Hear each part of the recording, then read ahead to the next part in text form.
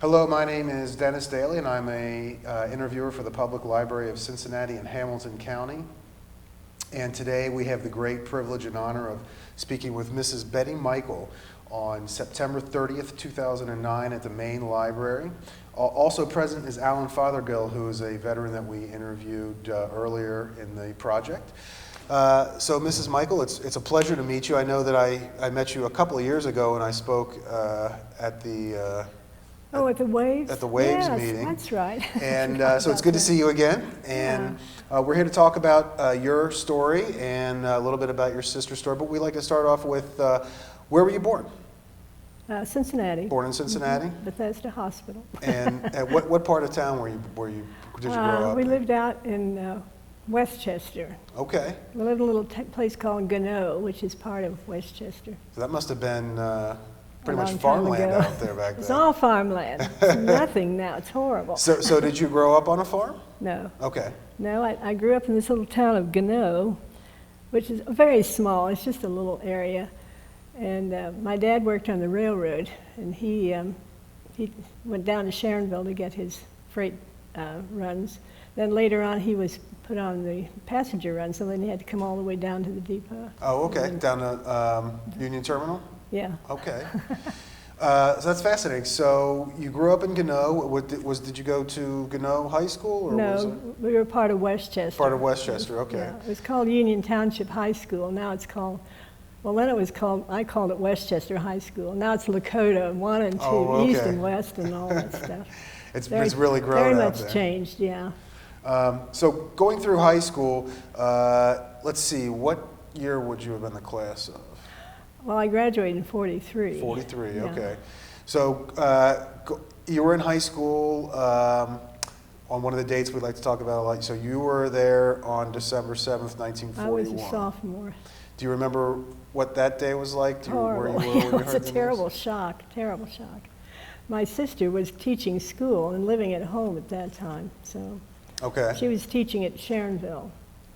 So, This is your older sister. yeah, I had 2 older sisters. One was 10 years older than me, and one was 9 years older. Virginia was 9 years older. So she had been teaching school for 4 years when the war started. Okay. And that was a Sunday, of course, when the Pearl Harbor I don't remember what happened. day it was. I just remember it was an awful, horrible shock. So you were in high school, you were a sophomore, and what did you look forward to at that point? Because it's a lot different. Mostly, of course, from that time period, we talked to men who knew they were going to go into the service right away when they heard that.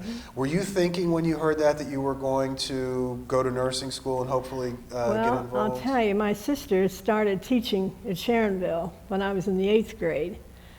And she came home and just carried on. I hate this job. This is the worst job I ever got, because she was supposed to teach home ec, and they were giving her sophomore world English or freshman English and sophomore world history. And those are only, minors, and she's having a horrible time. Well, she finally got through it, and she loved teaching, and the kids loved her. But anyway, she carried on so, and I said to my mother, I don't believe I want to teach. I'll be a nurse. I didn't know anything more about nursing than a fly. I'd never been near a hospital, but anything sounded better than teaching at that point. So I prepared to go into nursing all through high school. I had one teacher who guided me through and told me what courses I should take, all the science courses, and a foreign language, which happened to be French, which was all they were offering at the time, but it was enough to get me into school. So. Okay. So you actually had almost like a pre-nursing program at your high school, or you just got guided into just the taking the right classes? Yeah, just the ones I needed to have. So you graduated in 43 and then straight to nursing school? I graduated in 43. Yeah, I went right down to UC, and I went there because they had this a degree program. So imagine to my surprise when I got there and they said, oh, by the way, we've changed your 4-year program to a 3-year because of the war, so we can get you out earlier. Okay.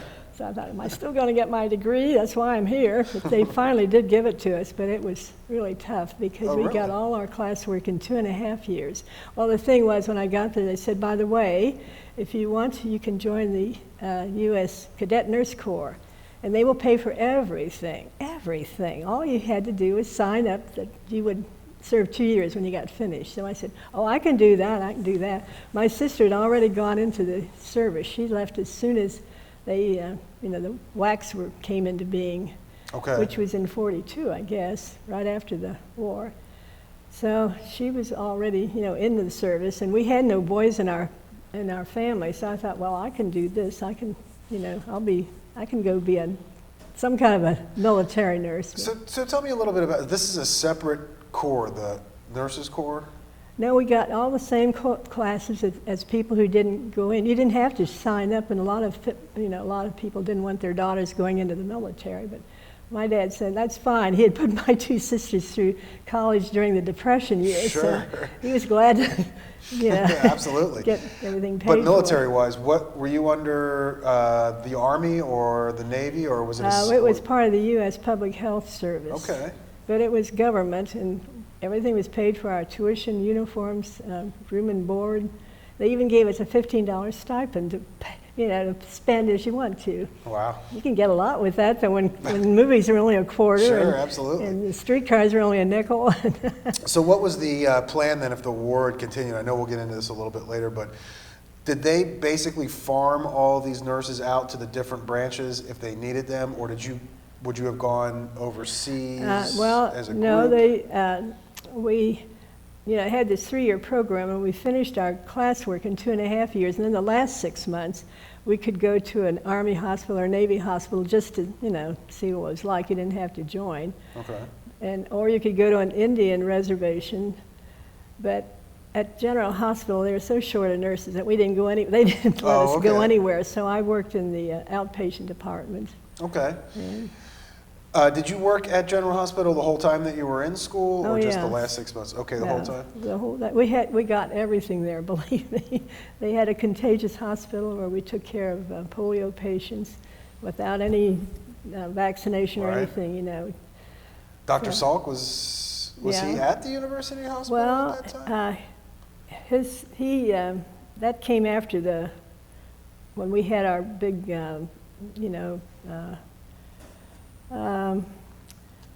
during the summer there was a lot of polio patients, and they were all sent to us because of having this contage area, which of course is gone now. It's no longer there. But we didn't have any kind of immunization that would keep us from getting. So we washed our hands about 1 million times. We wore masks, and we wore a different gown for each patient, and somehow managed to get through without getting it. I never even thought about that. Yeah, you would have been exposed to that. Were there, at that time, with the war going on, were there any GIs that came through General Hospital, or were they? all the medical students seemed to be either, Army or Navy, mostly Navy. So they were there, and we didn't have a football team because there weren't any players. At UC? At UC, no. Oh, okay. So there was a lot going on, Sure. So you then finished in 46? 46, yeah. Okay. Where were you? Do you remember where you were when, for instance, VE and VJ Day happened? Yeah, I was right there at General Hospital. Was there a big celebration on campus? Absolutely. The thing was, when I finished, it was in 46, and the war was over in 45, so they said, well, we don't need you now. The war's over. So you didn't have to do your 2 years? I didn't have to then. At that time? So I thought, well, what do I do now? So I thought, well, I'll just work here at the General Hospital because they paid more than any other hospital. I got $900 a year. Okay, that's pretty good money back then. Well, I couldn't live alone because the rents are all $100 around there. I couldn't live at home because General Hospital is a city hospital, and you had to live within the city limits. I couldn't have gotten out to Gano anyway. I didn't have a car, I didn't have any money, so I lived with 3 other girls. Okay. And we only paid $25 a month then for our rent. Were you living in Clifton at that time? I lived right across the street. Well, I lived in several different places around there. I graduated from one room with a roommate, and we had to share a kitchen and a bath with a bunch of other people in this house. So then we moved to another house, which is about the same thing, but there weren't any men in it anyway. So that was pretty crowded. So then we moved to an apartment, which was on the 4th floor, and we said, is there well, there wasn't any air conditioning then. I said, is it cool up here in the summer, you know? Oh, yes, very cool. Oh, we about burned up that summer. So then we moved up to Erkenbrecher into a really nice place. Okay. And that's where I was. Well, then after 4 years of pediatrics, I decided there's got to be something else to do besides work in General Hospital. So I did a year of public health. Okay. Now, And after walking all over... Could you describe that public health? What was entailed there? I worked for the Cincinnati Public Health Department, and my district ran from Clifton Avenue over to Victory Parkway, and from University down to Mitchell Avenue. It was huge. So I had to take a streetcar. They gave me, you know, tickets, and I'd go to one area and I'd make all my calls there. Well, without a car, there's a lot of hills around there. Sure. And after a year, I thought, I can't do this anymore. This is ridiculous. So then the Korean War started, and 4 of us who were living together had all been cadet nurses. So we decided we'd go down and sign up. We'd all go together. So, real quickly before we get into that, and I want to talk about that a little bit more, I'm kind of intrigued with the public health. Were you checking in on people, or were you basically making house calls? I just made house calls. Oh, okay. So well, I did have one school. No, I had 2 schools where I'd go about once a month, where you know you don't have much of a program doing that. One place, I met with a doctor, and we went through all the kids' hair to see if they had lice or ringworm. And well, you know, that wasn't too exciting either. Anyway, then we all went down to sign up to. And so you were. It wasn't like you owed the government 2 years. You were free and clear. We were free. They didn't. So we you didn't went have to ahead go. No, a lot of people got married. And, Sure. But we weren't married, so I kept losing roommates like crazy. But anyway, the last 4 of us decided we'd go in together. So we came downtown here to get our physicals, and 2 girls failed their eye tests. So they were out, and the other girl had to lose some weight and get her front teeth fixed. And so they said, well, you know, after you get that taken care of, we'll take you. And then they looked at me and they said, well, your feet are a little flat, but we'll take you anyway. So we said, well, can the 2 of us, you know, go in together, sign in together? Oh, yeah, sign right here. And she went to Great Lakes, and I went to Portsmouth, Virginia. So you signed up in the Navy? Yeah, so okay. There I am out there thinking, what am I doing out here? This was not the grand plan at all. And the reason we joined the Navy is because we like the uniforms better than the Army, and they are pretty. Hey, everybody's got their reasoning. Now, question here that I don't know the answer to. Now, they had the waves and the WACs during World War II. By the time the Korean War came around, were they still separate like that as the wave and the WACs? I think the WACs became part of the Women's Army Corps. Okay. I think they are now. There's no WACs anymore, and there's no waves anymore. It's just you go into the Navy. But you would have been completely separate from that. Yeah, you were I was a Navy nurse. Navy nurse. Okay. Yeah, Navy Nurse Corps. So you went to Portsmouth, Virginia, you said, and basic training then? Well, we had a month of orientation. They gave us a bunch of stuff to read about Navy rules and regulations and how to salute and when to salute and who to salute. And then we learned to march, supposedly. There were 9 of us, and none of us could take this very seriously because our instructor was a Marine whose wife was expecting a baby any moment, and every car that went by was looking at them, and we were just marching around doing it whatever we wanted. We never did have to march anyway, so it didn't make much difference. And then we had to swim across the pool and to see if we could swim. So I got across and back and thought I did okay, and he said, well, you swim like a frog, but that's okay. And I said, well, at least I won't drown, you know. Right. I was kind of, he took the wind out of my sails because I thought I was a pretty good swimmer. Oh, well. So that took about a month. You had to learn, of course, what to call everything in the Navy, like bulkheads instead of walls, and did they teach you all that different jargon? I know that a lot of people go into the Navy and they'll say that, you know, they call the floors decks. Oh, and yes, walls, yeah. Oh, yeah, we bulkheads. learned all that. Oh, yes. So that was a month. Yeah. And then what happened then? Did you get Well, orders then to we were ship just, out? you know, we were just put around in the different wards because that was a big hospital, Portsmouth Naval Hospital, one of the oldest in the country, of course.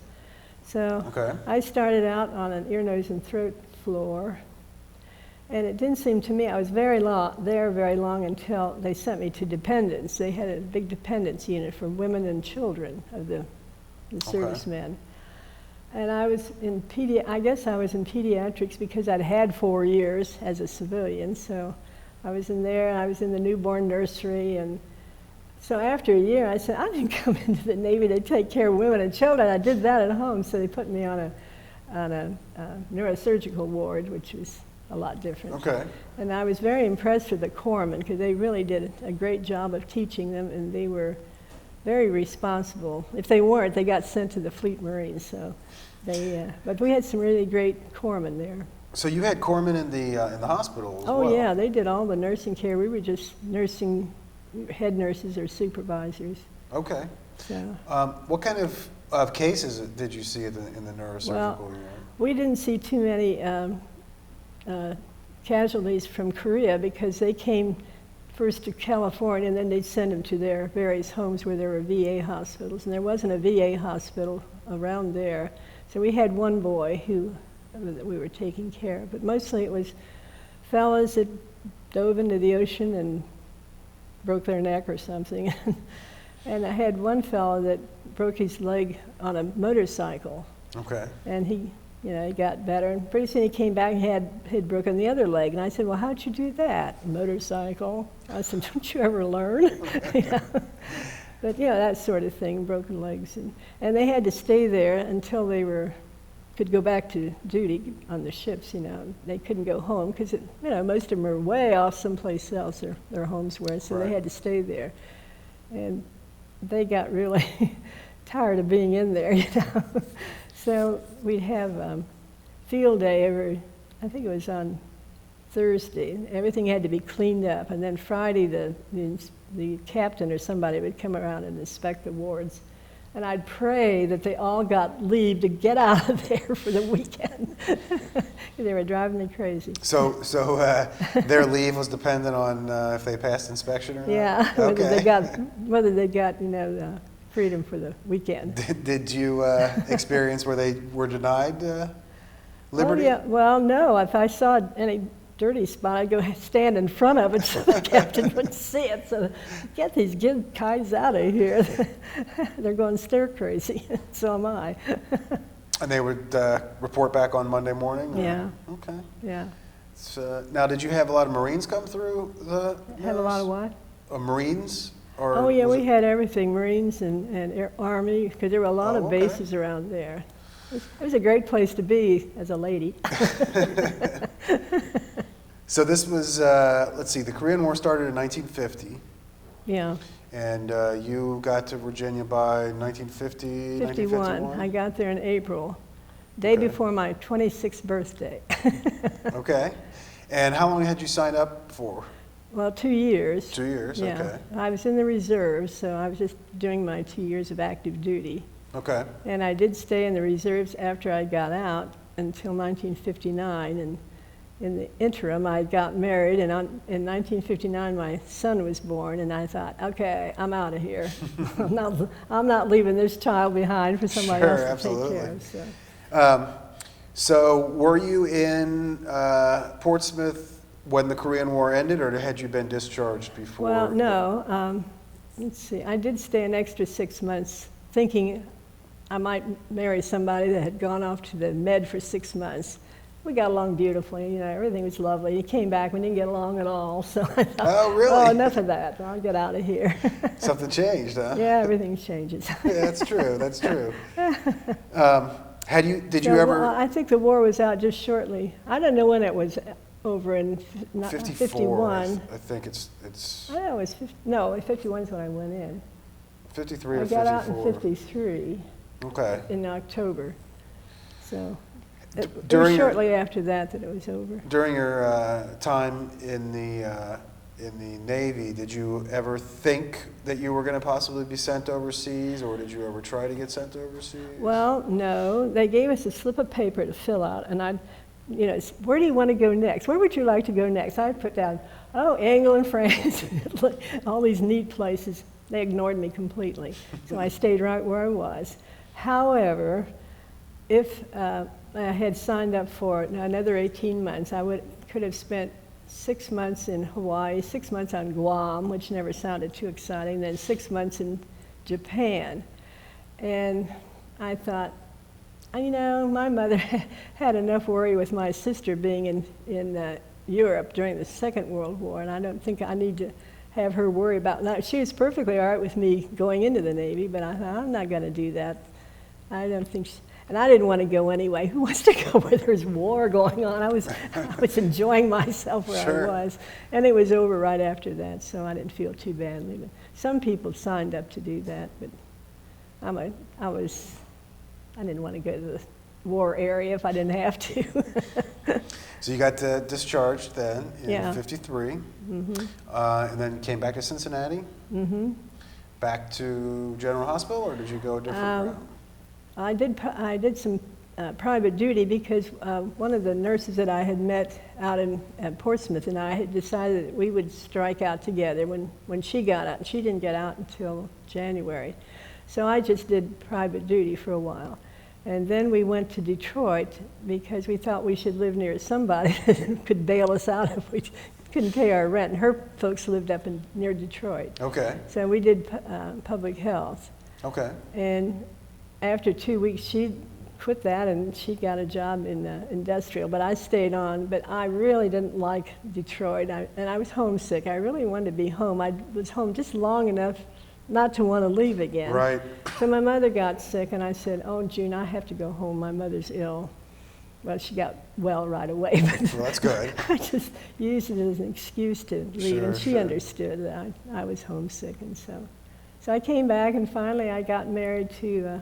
First of all, I went back to Cincinnati, and I worked at the Veterans Hospital, which had just opened about 6 months Okay. before, and I worked there about 4 years till I got married. Right around the corner from General Hospital. Yeah, right, same area. Were you still living down there, or did you stay with your parents Well, when you came back? I lived with my family then because, then I worked there 4 years, and then my old supervisor from pediatrics had just opened a new premature nursery at General Hospital, and she said, "Oh, I'm looking for a head nurse," and I had taught premature nursing care. So after 4 years at the Veterans, I decided I would leave there and go back to the General Hospital. And I had ended up on a floor at the VA hospital that was for patients that they thought they could rehabilitate. And it was for everybody's problem child. I had people that couldn't feed themselves, they were incontinent, and I didn't have enough help, and I'd go down to the offices, I need more help for all these guys. I had, a couple of very good orderlies, but and I was the only nurse. I was giving all the medicines and doing the treatments, and I had a couple of diabetic fellows that had, this one had an area on his foot that wouldn't heal up. And I caught him eating candy and going down to the canteen and getting all kinds of stuff he shouldn't have. And I was always bawling him out. I said, "You're never going to get that well if you don't start, doing it like I tell you and stop eating this other stuff." And so after I got my ring, I was showing everybody my ring, and he said, "Well, if we'd known your ring would make you so happy, we would all gone together and bought you one." I'll never forget that. It was the funniest thing I ever heard. So Now, anyway. when you were in the VA, were most of these veterans from World War II in Korea, Yes. and the Mostly wounds and the World War injuries? II. Well, then there were some Korean wars, yeah. But So these were a lot of results of an awful lot of combat? World War II, yeah. That's But fascinating. I enjoyed working there. I liked working there, but they put me on this ward. This is a new thing, and I thought, gee whiz, you expect an awful lot of people, And they wouldn't give me any more help, so I thought, okay, you can find somebody else to do this. I'm worn out with it. So you got engaged while you were there, and then Yeah, you moved back yeah. to... I married somebody that I'd known all my life. Oh, really? Yeah. Someone from Westchester or Gannett? Okay. Yeah. And you went back and you were working at General. Mm-hmm. You got married, Mm-hmm. and then you said you had your first son. I had a son, yeah. In 1959. Mm-hmm. What then? Did you retire from nursing, or? Well, no. My husband had graduated from Ohio State, and he graduated early. He went through ROTC and all this stuff and went down to be examined to go into the Army. And they wouldn't take him because he had a heart murmur. And I thought, well, gee, he went to his own doctor then, and he said, am I going to die? And he said, no, I think you can teach school. So he taught school for 44 years with his heart murmur. Oh, okay. And so he went from elementary for 7 years, and he went to Hughes High School for 10 years. Okay. And then he decided, well, he got his master's at UC, and then he decided he wanted to just go to school with this doctor, oh my gosh, can't think of his name now, but he was the best art educator, and he was at Penn State, so he went up there, and he ended up getting his doctorate degree there. And Okay. he didn't quite have it when we got married, but he did get it. And then after he got that, he worked at, or taught at Finneytown for 2 years. It was just being opened as a high school, and he helped get all the art equipment. Okay. And then Miami came along and wanted him because he was the only one the only art educator with a doctor's degree south of Columbus. So then we moved up to Oxford, and he taught there 25 years. Okay. And then Elizabeth was born a couple of years after we got there, so I had 2 children. 2 children, okay. And so when they were both in school, and I started working at the Student Health Service, and I worked there about 11 years till John retired. He had to retire at 65, and so I retired a couple of years earlier, but that's okay. then we moved to Cincinnati. So you raised your family basically in Oxford? Basically, yeah. That must have been interesting. It was a great being on a place. college campus with Yeah. all of the changes that took place in that time period that you were there. Yeah. Oh, the Vietnam War came along, and that was really difficult. Right. But I loved working at the Student Health Service. And that's the longest place I worked, 11 years. Did you know John Dullaboys by any Sure, chance? Okay. sure, We interviewed John's. I knew he was Yes. taught up at Oxford. Yes, So that's fascinating. I don't think I've ever really met anybody that raised a family near a college campus. Oh, it was great. They both went to McGuffey Lab School, which unfortunately is closed now, but that was a great thing for them because there was just, I think, about 35 kids in each class, and so they got a lot of attention. They tried a lot of new things on them, and then they went to the high school there. So was this an extension of the education department at Miami University, these schools? Or? McGuffey Lab School was part of the School of Education, Okay. and they tried all kinds of different things on the Okay. kids, and so they got a lot of individual attention. I thought they got a great background to go into high school, and then they both went to Miami, of course. For free, I'm assuming. We lived a half a block from the campus, Right. so they stayed at home too. That's great. Which I don't think they appreciated at first, but things are really getting wild there. They were doing away with house mothers, and they were letting the kids run around, and, it was just too much. I thought, you stay home, you're not going there. They had a house mother, right? Well, Yeah. I was their house Exactly. mother, believe me. But it worked out. My son, in fact, started out in music, and after one semester, he came home and he said, well, I've changed my major. I said, you've done what? He said, I've changed my major. And I said, what did you change it to? And he said, systems analysis. And I said, well, what in the world is that? I've never heard of it.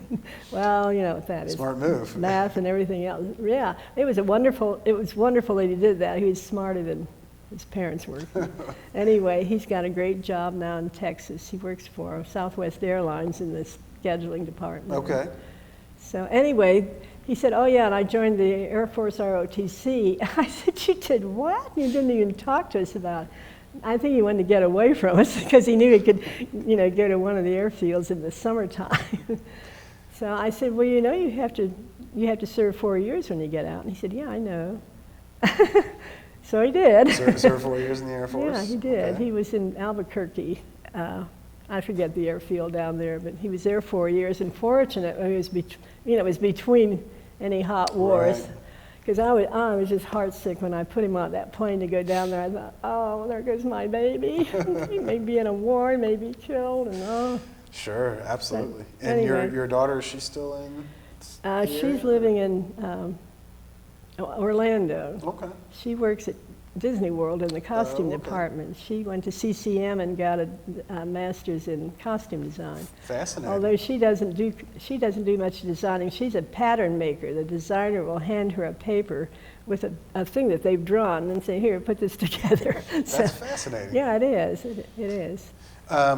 Grandkids? Do you have any grandkids? I have 2 grandsons. My son has 2 grandsons. The one is 18, and he just started college, and he's going to be a male nurse. And I about fell over, and somebody said, "Oh, you must have really influenced him." And I said, "I only see the kid about twice a year. I don't think I had much to do with it." Well, that's great. That's yeah, great. I think it's wonderful. He's at North Carolina University at Chapel Hill. Okay. Just started this year. And the then, other one's going to be 13. He's going to be a teenager. It's a full-time job in itself. And my daughter didn't have any children. Okay. She has 2 cats that are like children. So your husband retired from Miami after 25 years. Mm-hmm. What year was that about? Do you remember? We graduated. We retired, I think it was 85 or 6. And you retired together. You retired also from I that? retired too. Okay. Well, we had bought timeshare in Florida, and he wanted to go there, and I said, "Well, you're not going without me, so I'll retire too." And then you moved back in the summertime back to Cincinnati? In '88, we moved back here. Was it back to Westchester or? No, we live at, where do we live? Hammond North. Oh, okay. On Hamilton Avenue. Okay, west side of town. Yeah, so we've been there 21 years, but he had open heart surgery a couple of years ago and didn't survive that. Oh, I'm sorry to hear that. Yeah, me too. It was sad. I know that we've got some time here, and I know that you had mentioned your sister, and you wanted to talk a little bit about her Yeah, story. I would, because she had a much more interesting military life than I did. I think your story is fascinating. So, well, as I say, she's 9 years older than me, so she graduated from Miami in 1938, and she got this job teaching down at Sharonville. And of course, Gannett is only 2 miles from Sharonville. We're just over the Butler County line. And so she went back and forth to school with another teacher who lived nearby. So when the war started, she had just taught, she was finishing up her 4th year of teaching. And she wanted to go into the wax right away. She's one of the most patriotic people I ever saw. "I'm going to do this. I want to do it right now." And her roommate from Miami was teaching over at Green Hills. And they were going to go together. So they went down to take their physicals. And they wouldn't take Virginia because they said she had a spot on her lung. And she said, "Oh, I never had TB or anything." Well, they wouldn't take her. So she went to her own doctor. And he took another x-ray, and he also did a skin test, and it was negative, so obviously she never had TB. So he said that spot's probably from whooping cough that you had when you were a child. So he wrote a letter, and she got in then. But she had to go in as an enlisted person. She couldn't go in as an officer, which she had planned to do, because they were taking the officers first, and then they were taking the enlisted women. So she had to go in as an enlisted woman. So she had to go to... She went to Des Moines, Iowa, and she had her basic training. And then they said, "Well, you can either," then they sent her to Baker and Cook School because she'd been a home ec teacher. So then she finished that, and then they said, "Well, now you can either go out and cook for the boys, or you can go to officer candidate school, and we'd rather you do that because we really need more officers." So she said, "Fine." So she went to officer candidate school out there. And so when it was time for her to graduate, my dad, who was on the railroad, got free passes for us. So my mother and dad and I went out there and pinned her bars on her, and so she didn't get to come home then. So they sent her right from there to Fort Devon, I think it was Fort Devon in Massachusetts, to get ready to go overseas.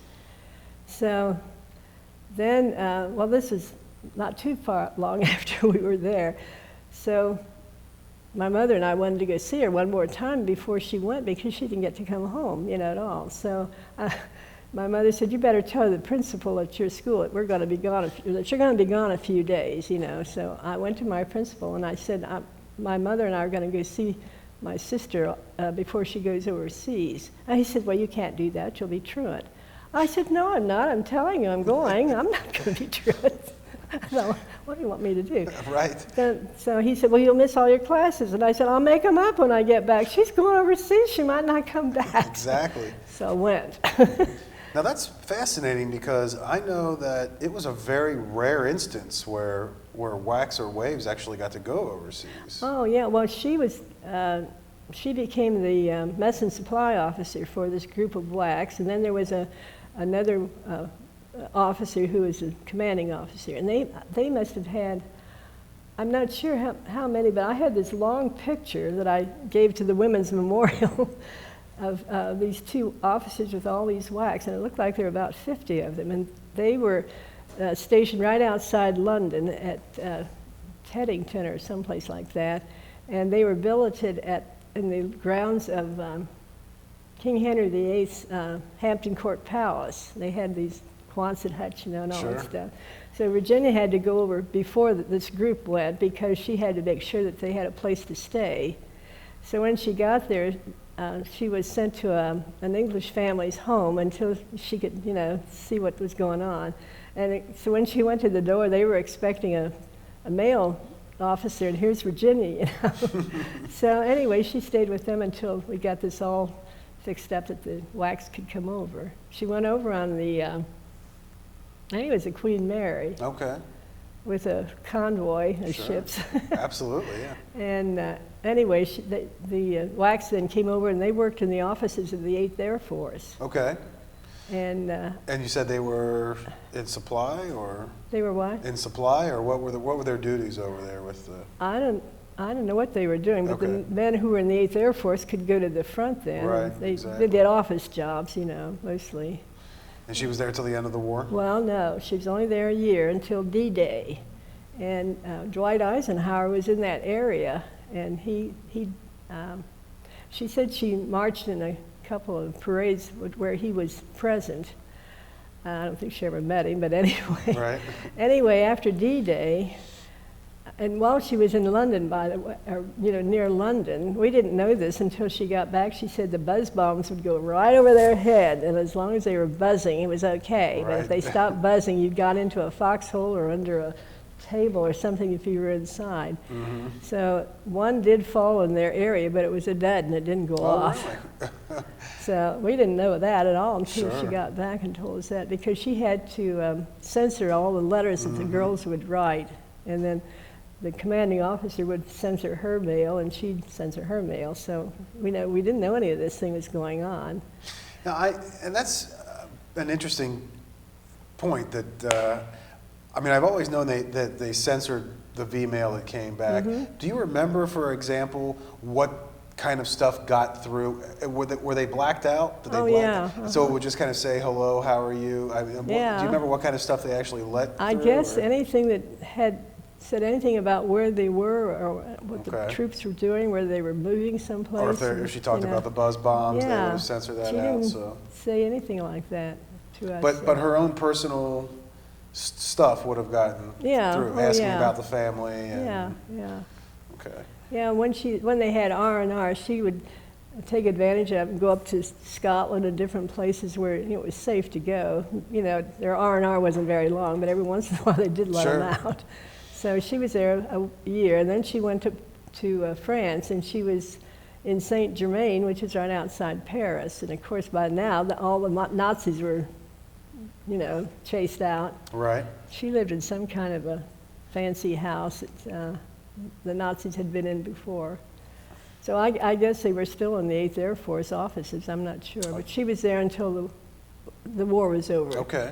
And then they sent her to, I forget where in Germany for 2 weeks before she got out of the service.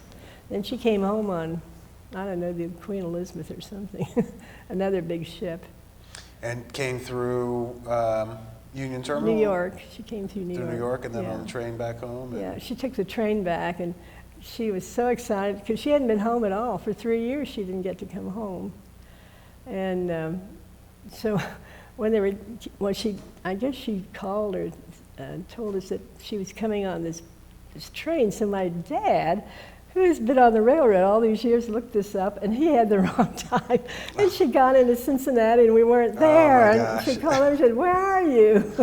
Oh, I was so disgusted with my dad. How could you do that? Because they had pushed her up to the front, and she was going to be the first one out, and oh my gosh, she was so excited about it. And my other sister, Roberta, was a librarian, and she worked for a VA hospital in New Jersey all during the war. Okay.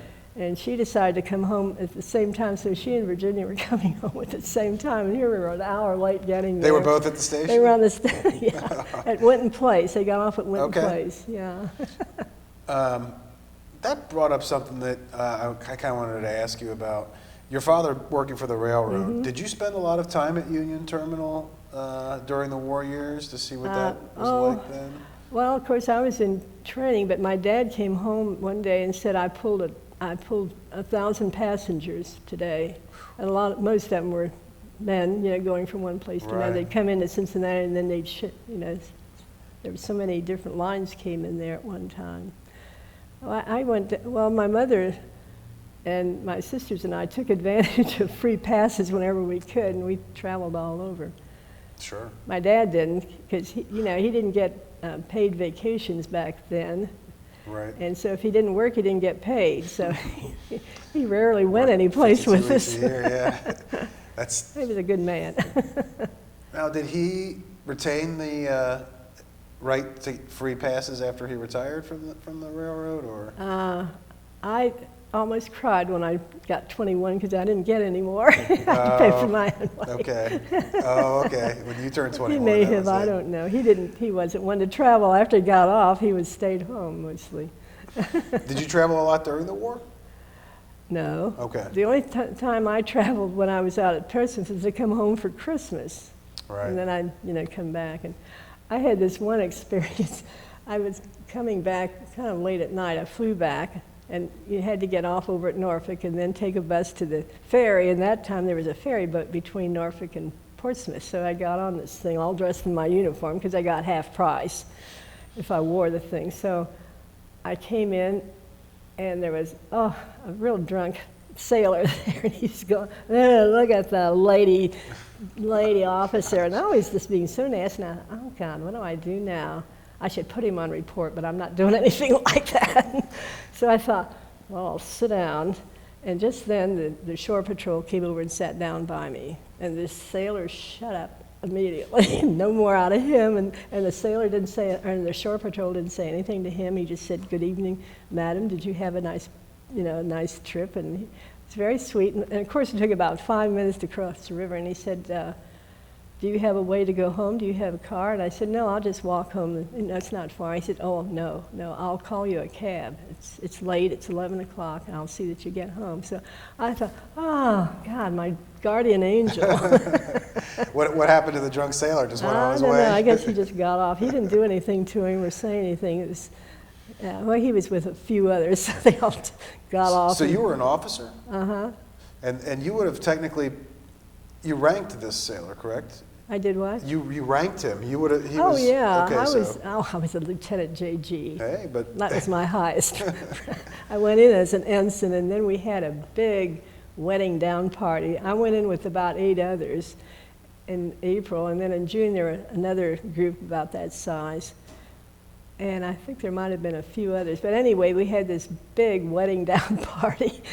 And on our compound, there was a bachelor officers' quarters. And in there, they had this big dance floor and jukeboxes and a bar. And we were permitted to be in there, too. So we had this big party in there. And, of course, most of the single doctors lived in there. They gave each one of us a bottle of champagne, which we all emptied. It was a great party. Now, it was called a wetting down wedding party? down party. What does that mean? What does well, that entail? you get these stripes on your sleeves, and if they're bright gold, well, that means you're just a new one. So at sea, they'd put salt water on them, and then they'd turn green, and then that meant you were an old salt. Okay. So I don't know what the champagne had to do with that, but I didn't wet my sleeves. I drank it. Did you actually, though, wet your sleeves with No, I salt didn't water? do anything Okay. to it. I didn't even wear my uniform. Because we didn't have to be in uniform during the Korean War. Now, when my sister was in during the Second World War, she had nothing but uniforms. Right. And poor dear, when she got home, I had worn all her skirts and sweaters to school because, you know, there they were, and I might as well wear them. So she had to get a whole new wardrobe when she got home. Well, that's great. Any other stories come to mind about your time in the nursing corps, or? I don't know. I enjoyed my time in there because, you know, I wasn't in the war zone, so. Right. And these crazy guys had anybody who'd been out to sea for 6 months was always happy to see a woman when they came back. So I had a good time while I was there.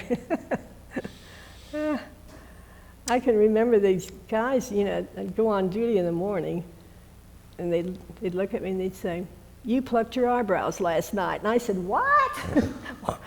"You guys don't miss anything, do you?" I mean, crazy stuff like that, you know, it was fun. I enjoyed them. These were just your average sailors that would see this? Yeah. Did you get to know a lot of them very well that shipped few. out? Well, I got to know some of the nurses. The one that I went to Detroit with, I still write to her. She lives in St. Augustine. Okay. And I always write to her, and I wrote to a number of them, but, you know, after a while, if you don't see somebody, you sort of quit writing after a while. But I met a lot of very, very nice nurses and doctors, too. And the corpsmen were very, very nice. They were very nice to us. They were quite the gentlemen. Do you have any reunions? I do have a what? Have you had any reunions since? Well, the only thing that I've done is I joined a group of waves.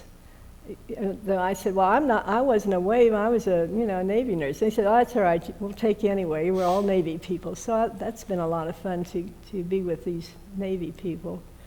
And the Veterans Hospital used to have a luncheon for all the military women in the city. That was really nice. And while I was there, I met Bonnie Rost. I don't know if you've run into Bonnie. And Bonnie got me into the Navy Nurse Corps Association. Okay. So I'm do that. And last year, Bonnie and I went to Washington for the celebration of the 100th anniversary of the Navy Nurse Corps. Oh, okay. And that was a lot of fun. Was that a big celebration? Oh, yeah. It was about 5 days. And so the interesting thing is, Bonnie said, "Now, Betty, send a picture of yourself in your uniform," because they want to have a lot of them, in this hotel where we were. So I said, "Okay." So she sent hers, and I sent mine, and got a note back, and they said, "We really like your pictures. We're going to make posters out of them." We thought, "Oh my gosh!" So anyway, we got there, and the first day we were there, we went to this breakfast in this hotel, with a great big ballroom and over in one corner was my picture, 2 feet by 3 feet, this picture right here. 2 feet by 3 feet. And I thought, my Lord, I call that the big head. Anyway, and then hers was on the other side, and mine was surrounded with other pictures. And then she had hers was also 2 feet by 3 feet. She was in her white uniform with her cape, and one side was flipped back, and she had her hat on. And so anyway, we both nearly fainted when we saw our pictures there. So they sent those home, and I don't know what in the world to do with it. Now this is my sister here. Okay. Yeah. That's interesting. So, is there a memorial to Navy nurses in D.C.? Well, there's a women's, let's see, how is it? Women in Military Service for America, I guess it is. Okay. That's the memorial, and it's right, you cross the Potomac, and it's right on the edge of, what's the cemetery? Arlington Cemetery, yeah. They had started to build some kind of a memorial there and never finished it, so then they finished it, and that's where this women's memorial is, and this includes all women in the service. Okay. And they're trying to make a database of all the women that have ever been in the service. So I've been kind of a representative of that. Sure. And So at my school, the College of Nursing, I got myself into this historical thing with the Alumni Association. When the school moved from General Hospital, from the nurses' quarters over to Proctor Hall, they brought all these artifacts that people had given to the school. They brought them over in boxes and just put them in a room, and nobody had time to do anything with them. So the president of our Alumni Association appointed this committee to go through all this stuff. And so how I got into it, after I married John, he got some trips together to go. Well, first we went to Mexico to see all the artwork, you know, and I went along. I ended up being the nurse to everybody who got sick. Well, anyway, then we went to England, and while we were in England, we had a free afternoon, and our hotel was real close to the British Museum. And so John said, well, I want to go over there and see the Elgin marbles. So I said, okay, I'll go with you. So we got over there, and I thought, oh my gosh, here are all these friezes all around the thing. And our school was started in 1889, and it's called the Cincinnati Training School for Nurses. And the first supervisor, or the superintendent, was Annie Murray, and she was from Scotland, and she had gotten her training in one of Florence Nightingale's early schools. So it was, you know, really nice to have her. She was something else. Well, her brother was so proud of her, and he was in charge of the Greek and Roman antiquities, and so he sent this little pin. I should have brought it today, I forgot it, of these two little figures, and they're two Amazon women. One's down on the ground, the other one's helping her up. And everybody thought this was so great. So I thought, I've got to find that. And you know, so I looked, and I knew that it was taken from one of these Grecian friezes. Well, I couldn't find it, and so finally I asked one of the guards. There was a woman guard, and I said, where are the Amazon women? And she said, well, just go up that stairs, and it's right upstairs. And right at the head of the stairs, there were my two figures. Really? And I thought, so I took a picture of That's them. great.